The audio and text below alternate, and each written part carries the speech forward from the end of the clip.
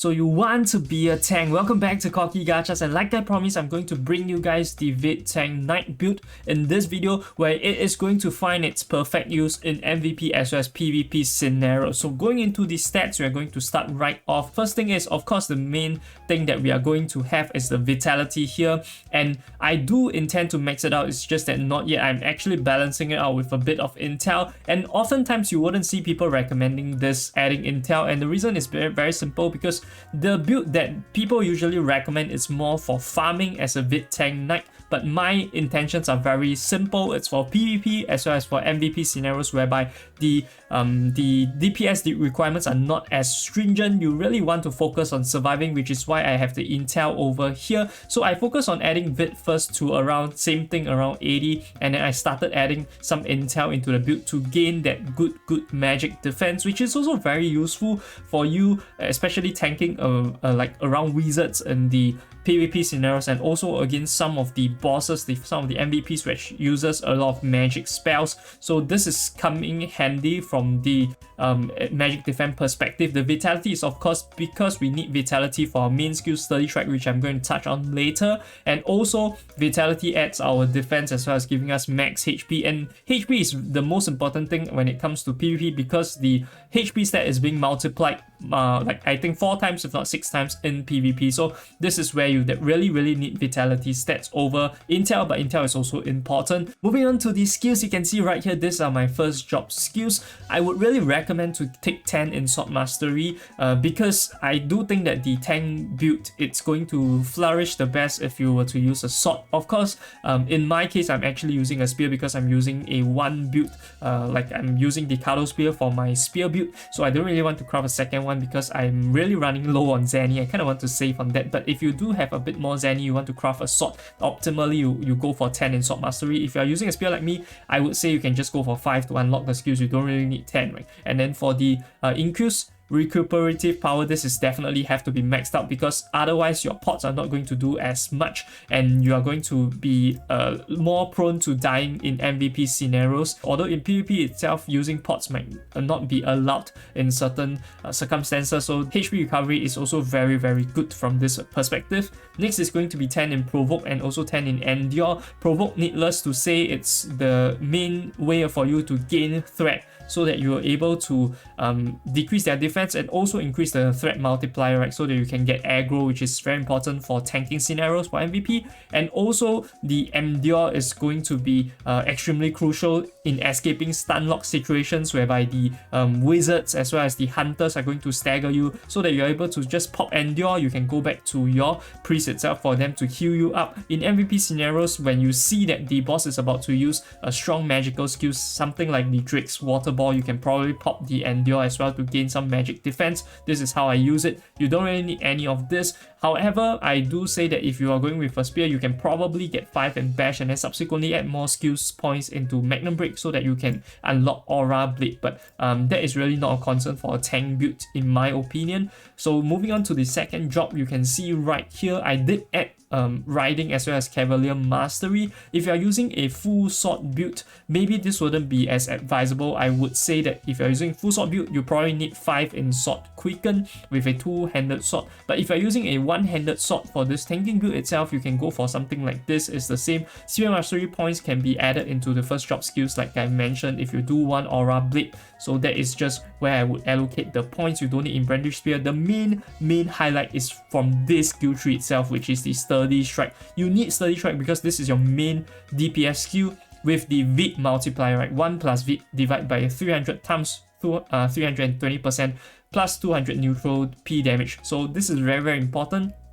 You want VIT because of this reason. This is your main skill, and also other things are going to revolve around this. Lion's Roar is your alternative in using to like Sturdy Strike in AoE scenarios, especially for instances whereby you have multiple mobs. And also there is a passive effect, right? Even if you don't use it actively, there is a passive 10% chance for you to trigger Lion's Roar, and then it would have a 0.5 second CD. But if you're getting attacked by a lot of monsters, you're going to trigger it a lot of times. This will be super handy. As well, also in PvP scenarios, I would say that I use Lion Roar a bit more than Sturdy Strike, because in PvP scenarios, especially in those guild leagues itself, there are a lot of people gathering up. I will just spam Lion's Roar to reduce their movement speed, right? This is the main thing you want to use Lion's Roar in PvP.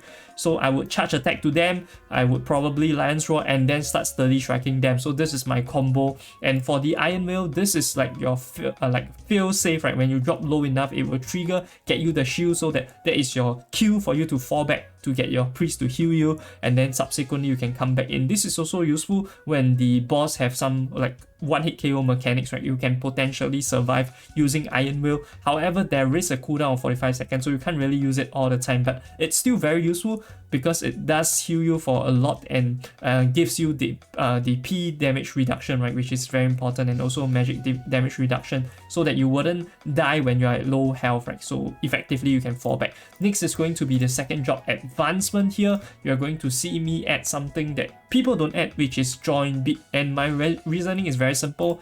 Because this is a tank build, you are a disruptor, you don't really need that much attack, I would say, which is why I don't really add concentration, because it decreases my physical defense. I don't really want that, and I would skip on it. So without concentration, my skill points are quite flexible. I don't need to add clashing spiral because I'm most of the time optimally you should be using a sword, and even if you're not using a sword, clashing spiral doesn't scale with your VIT, right? It does need strength, so this is the reason why I don't need clashing spiral. This is for more of a like DPS build.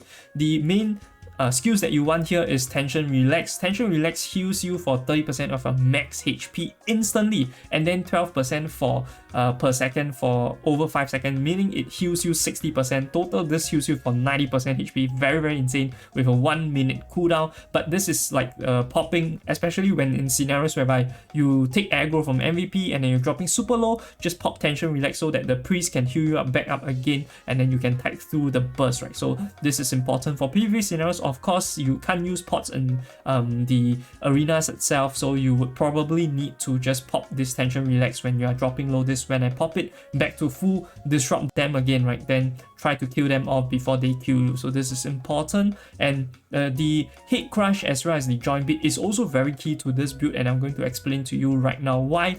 The hit crush here does deal the bleeding status to the enemy. So the tank build itself in the PvP scenario, I would say is more of a disruptor. You are not really trying to kill people, you're trying to like slow them down, you're trying to apply statuses to them, and hit crusher is very handy for doing that. So you do apply bleeding status, but more importantly, you need to max out bleeding hit crush for you to get join beat. And join beat requires you to have Cleverer Mastery 5, which is also why we have it added. So you are running very fast, charging towards them, and then the join beat is going to inflict all the various status to them. So you can see right here, right, it does have movement speed decreased by 10%, attack speed decreased by 25%.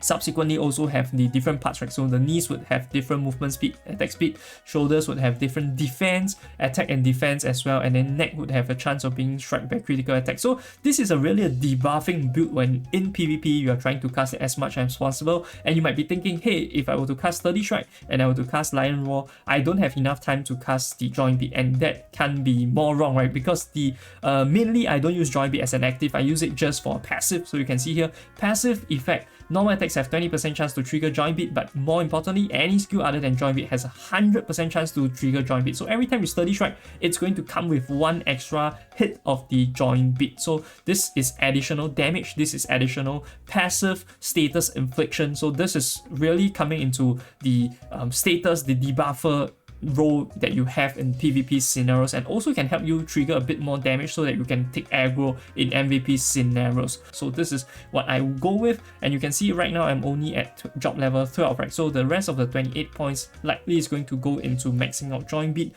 and then subsequently I would find a way to get Aura Blade, and then also I'll probably add Berserk, because Berserk is going to be important in some scenarios whereby they just allows you to escape, right? So it's mainly just for escaping in PvP, and there is only a 20 seconds cooldown in PvP after that, whereby you cannot restore HP, right? So it's really quite short, and sometimes you just need that burst, especially in 3v3 arena. This is useful for you to store time and also just to ensure that you don't die in the meantime, right? So this is all for the skills aspect. So moving on, I'm going to touch on the gear. I'm going to start with level 50 and then progressively move towards level 70 and beyond. And starting, we do have the one-handed sword, and honestly for level 50 you have no options. You only have Nagan, so just go with it for the one-handed sword plus shield build. If you already want to go for two-handed sword, which I do not really recommend, you can go with this veteran sword because honestly no other options. So with the shield wise, you do have options in the cracked buckler as well as the immune shield. If you have a high refine, you can go with a cracked buckler. This is also going to be good for the MVP scenarios, but less for PvP scenarios because people do use converters, elemental converters, or even Asperil for their PvP purposes, so you are not going to have the effectiveness coming from here. So I would suggest just going for immune shield if you want a multi-purpose shield, and it also has the healing received plus 10%, which can be really helpful when it comes to MVP scenarios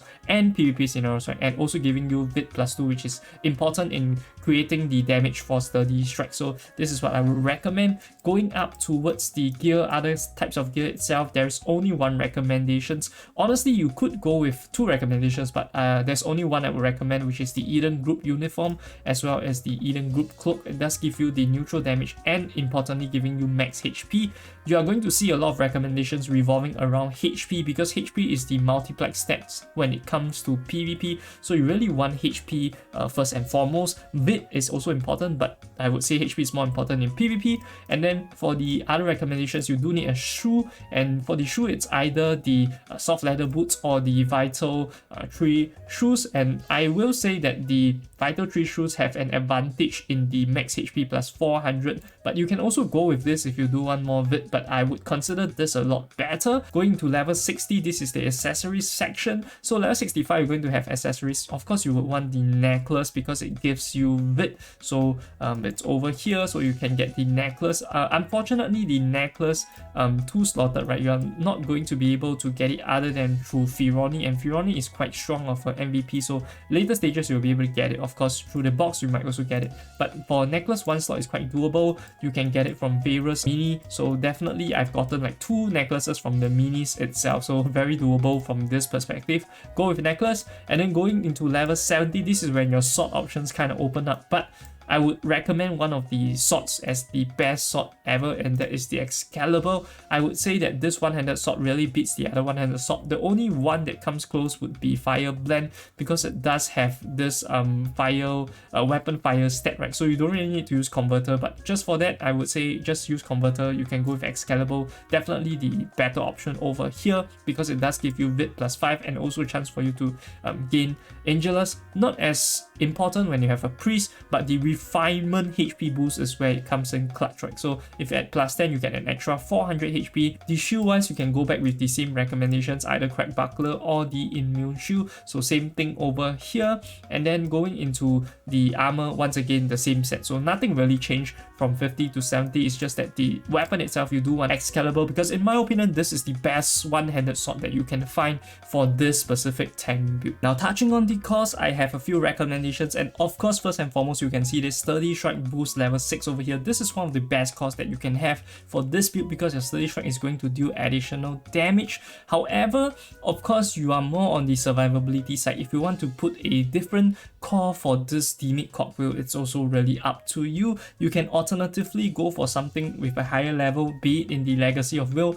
The Legacy of Will does help you gain defense after the Iron Will shield expires, so you can get extra survivability for 5 seconds after your shield expires. So this can be key. Magic defense, all the stats, I wouldn't suggest for you to focus on them to get high levels because it's going to be quite niche.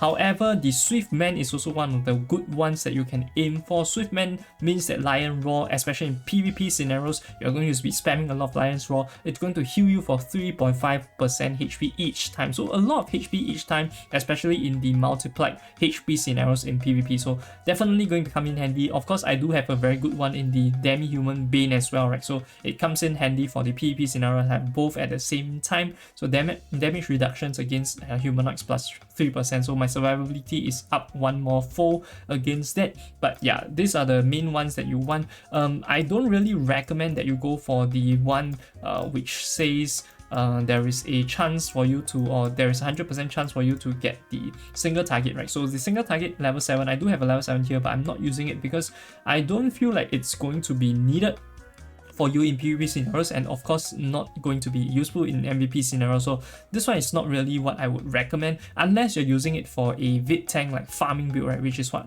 I'm not recommending over here. But if you're using that, I would say that this might be useful for you. So other than that, the rest shouldn't be too useful. There is one which gives you lightning, so dodging and lightning. You wouldn't have flee, so this wouldn't be relevant to you as well. So these are the main ones that I would go for. Even the provoke one, I wouldn't say it's good, because honestly provoke having a lower cooldown is not going to be too relevant in PvP scenario, and of course not going to be relevant in MVP scenarios. It doesn't mean that the more you provoke, the more you're going to get aggro. It all comes down to the you dealing damage, enough hatred to get the aggro. So spamming it multiple times is not going to multiply your hatred. So just to clarify things, right, in case people think that all you need to do is to spam provoke to get the hatred itself, to get the aggro, that is completely untrue. It depends on your damage, and also the provoke duration itself is already long enough without any cooldown reductions. And that about does it for this video on the VIT tank knight that is focused on MVP and PvP scenarios. Do let me know in the comment section below if you have any other questions that you want me to touch on specifically to your builds as a VIT tank knight, so that I can answer them as promptly as I would. Also, if you're instead interested in a grinding build in the spear knight build, definitely check out this video. I also touch on the leveling spots as well as the pets that you want, which is going to be the same for your VIT tank build as well. So definitely check out that video. I'll see you guys over there. This is Corky Gachas, signing off.